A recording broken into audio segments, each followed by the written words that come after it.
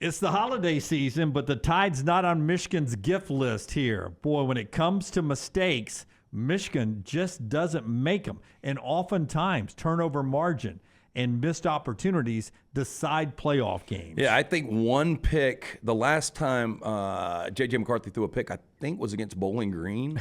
No, wow. I think he's thrown one since then. He had that weird game where he turned it over 3 times against Bowling Green, but outside of that, the guy is just – look, the numbers aren't like you blow your mind numbers, but the guy doesn't turn the football over. Yeah, I mean, Michigan plays what a lot would just call an old school style of football, right? They play to their defense. They're not going to put their defense in harm's way. Don't turn the ball over and give your opponent a short field. Your defense, in their mind, is good enough to win any game you play. So they're going to control the clock, and they're going to try to play good, clean football. And, hey, has that ever worked for Jim Harbaugh this year? Because they just don't put the ball on the ground or in harm's way through the air. Yeah, and to back to the SEC championship, going into that game for Alabama to beat Georgia, they had to play clean football. And they didn't turn it over, and they only had 3 penalties. Well, guess what? Michigan doesn't turn it over, and they average 3 penalties a game. Yeah, that's right. That's what the stats show. In fact, any coach would love this sheet right here. 2 turnovers in the last 10 games for Michigan. That's not per game. That's not an average. That's it. 2 turnovers in 10 games. They average 3 penalties a game. That's it. And they don't miss kicks. They've got one of the best kickers in all of the sport. That might be the most elite matchup in this game, position to position, is Alabama's Will Riker, the NCAA's all-time leading scorer, versus James Turner, a very experienced kicker for Michigan, too. So Turner this year, 16 of 18 on field goals. He has missed 1 extra point in 59 attempts. But he's good from distance, too. Now, these are not just short field goals. He's made 3 out of 4 that are 50-plus. Long kicks, 3 out of 4 on those. He's good 40-plus. His 40-plus and 50-plus yard kicks, he's 6 of 8. So this is a guy that does not miss inside of 40, and from distance has only missed 2 kicks all season long. Look, and Vegas thinks this thing, it's right around a pick right now, so they think it's going to come down to the wire. So, one of these kickers could be the difference. Yeah, and if you go back to Alabama's 2 big wins at the end of the year, Auburn and Georgia, those 2 teams made mistakes that gave Alabama opportunities to win the football game, specifically Auburn, but even Georgia along the way with that big late fumble leading to 3 points.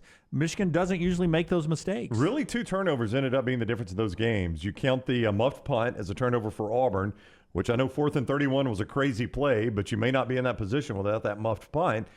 And then the fumble on the reverse that Jim was talking about. Alabama almost cashed in on a touchdown with that. It was a Jermaine Burton drop in the end zone. They ended up getting 3. I don't know if you noticed the margin of victory there. That turnover ended up being a massive, massive play in that game, obviously. Yeah, I think what's going to be interesting if Michigan gets behind early, because we talked about it before, J.J. McCarthy really doesn't throw the football a lot. One of the reasons they don't turn it over is Corum and Donovan Edwards are very experienced running backs who have a ton of carries. But if you get behind, you wonder if you start pressing if you're J.J. McCarthy, and that leads to a couple of mistakes. You just wonder if All-American Zach Zinter, who got another All-American honor this week, who's out with a broken tibia and fibula from the Ohio State game. He'll miss this game if somehow that disrupts their pass protection, maybe forces Michigan into some turnovers. But you mentioned Blake Corum. Historically, he's closing in to be the modern-day touchdown leader in Michigan football history. Look at the names he's passed in recent years. Anthony Thomas, Tyrone Wheatley, Denard Robinson. Willie Heston played back 1901 to 1904. So the modern-day touchdown record holder from Michigan with 1 more is Blake Corum. This guy's elite. Yeah, he is elite, and he's got deceptive speed. The guy can absolutely do it all. And again, if he doesn't go, if Bama can keep him in check less than 100 yards, right, I think that they've done their job. Yeah, I would agree. This is the style of Michigan football I grew up watching. Right. This feels like Bo Schembechler style of football. Guys like Anthony Thomas and Tyrone Wheatley that were, and Lloyd Carr played the same thing. Very ball control.